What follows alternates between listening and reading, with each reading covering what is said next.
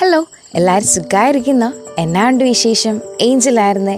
രാവിലെ ഞങ്ങൾ കോളേജിൽ പോയപ്പോൾ സൂര്യരശ്മികൾ അവിടുന്ന് ഇവിടുന്ന് മരച്ചിലയിൽ ഇടയിലൂടെ വരുന്ന ആ ഒരു കാഴ്ച എന്ത് ഭംഗിയല്ലേ.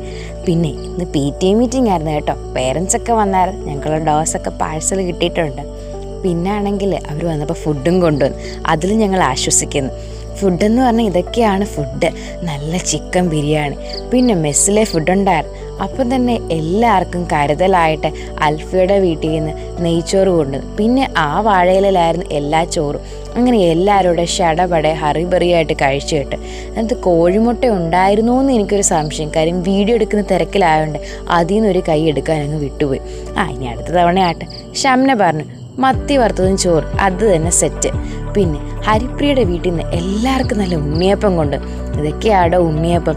അമ്മുമ്മ ഉണ്ടാക്കുന്ന ഉണ്ണിയപ്പത്തിൻ്റെ സ്വാദ് നാട്ടിലുണ്ടാക്കുന്ന അല്ല കിട്ടുന്ന ഉണ്ണിയപ്പത്തിന് അത്രയും വരില്ല. ആരതി പറഞ്ഞ സെറ്റ്.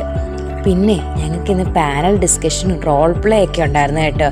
അപ്പോൾ ഞങ്ങൾ ഓരോ ചോദ്യങ്ങൾ അങ്ങോട്ട് ഇട്ട് കൊടുക്കും. അതിൻ്റെ ഉത്തരങ്ങൾ അറിയാവുന്ന രീതിയിൽ ഞങ്ങൾ പറഞ്ഞു കൊടുക്കും. അങ്ങനെയൊക്കെ റോൾ പ്ലേയിൽ ഞങ്ങളുടെ മുർഷിദായിരുന്നു കേട്ടോ പേഷ്യൻ്റ്. നന്നായിട്ട് അഭിനയിച്ചു. അങ്ങനെ ക്ലാസ്സൊക്കെ കഴിഞ്ഞു കേട്ടോ. അങ്ങനെ തിരിച്ച് വീട്ടിലേക്ക്. അപ്പോൾ ആരതി പറഞ്ഞു ഗായ്സ് ഞാൻ പോവാണ് എന്നൊക്കെ പറഞ്ഞു. സോറി, അന്നാറോസ് ആയിരുന്നു.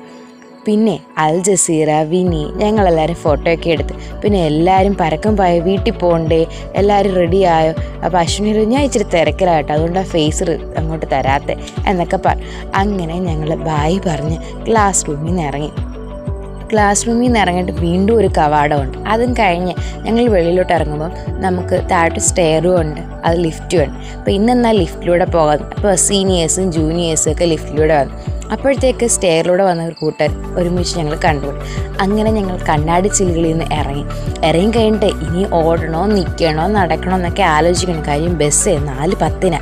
അപ്പോൾ അന്നേരമാണ് അതിഥി തൊഴിലാളികൾ നമ്മുടെ അടുത്ത് വന്ന് തൊഴിൽ ചെയ്യുന്നതൊക്കെ കാണുന്ന ഓരോ കെട്ടിടങ്ങളുടെ മണ്ടയിൽ കഷ്ടപ്പെടുന്നു.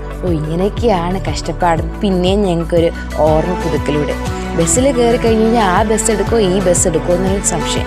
ഈ ബസ് എടുത്തു കഴിഞ്ഞാൽ ഈ ബസ് എപ്പോൾ എത്തും എന്നൊരു സംശയം. ഈ ബസ് എത്തിക്കഴിഞ്ഞ് കഴിഞ്ഞാൽ എല്ലാവരും ഷടപടന്ന് ഇറങ്ങി ഞങ്ങൾക്ക് അടുത്ത ബസ്സിലൂടെ കയറി പോകണ്ടെന്നാണ് എൻ്റെ മനസ്സിലെ കാര്യം. അങ്ങനെ ഹോസ്റ്റൽ ബസ്സൊക്കെ ഇറങ്ങി.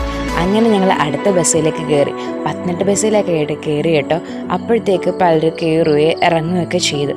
അങ്ങനെ ഇന്നത്തെ ദിവസവും പോയി.